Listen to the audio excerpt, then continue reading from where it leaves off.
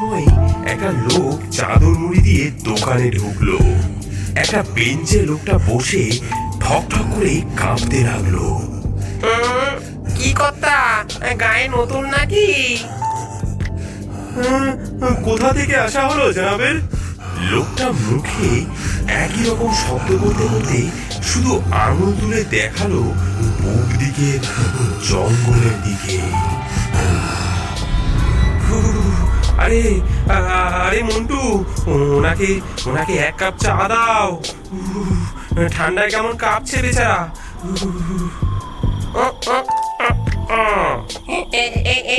এই নিন বাবু। মন্টু চায়ের কাপটা বাড়িয়ে দিতেই লোকটা চাদর খুলে ফেললো। লোকটার বিভৎস মুখ দেখে সকলে চমকে উঠলো। মন্টু কিছু বোঝার আগেই লোকটা মন্টুর হাত ধরে জোরে কামড় দিল। কামড়ে দিল, ওরে কামড়ে দিল।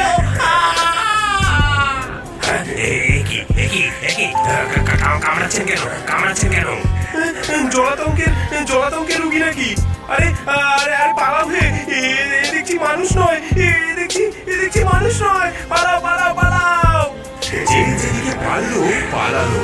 মন্টু হাতের গরম কেটলি এক ঘা দিল ওই লোকটার মাথায়।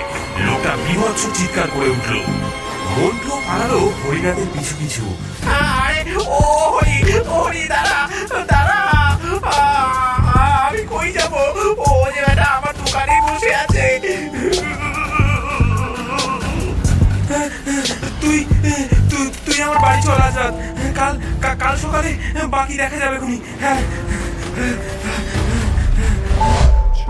পরদিন সকালে গ্রামের সকল লোকজনকে নিয়ে হরিনাথ, করিম ও পরিতোষ বাবু চায়ের দোকানে ফিরল। বলি, ও হরিদা, মন্টু কই? ও বেটার কাল রাত থেকে তো দারুণ জ্বর।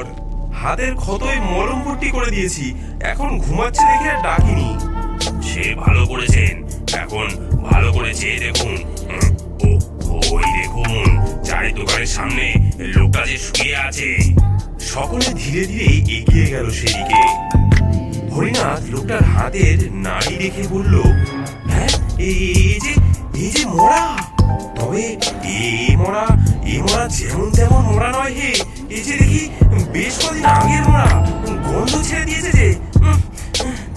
এই যে কি বললে হরি? কালই তো লোকটা চায়ের দোকানে এলো। এসব কি বলছো কি?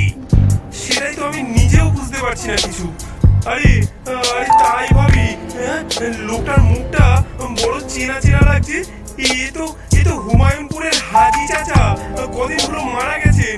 আমরাই তো জানাজাতে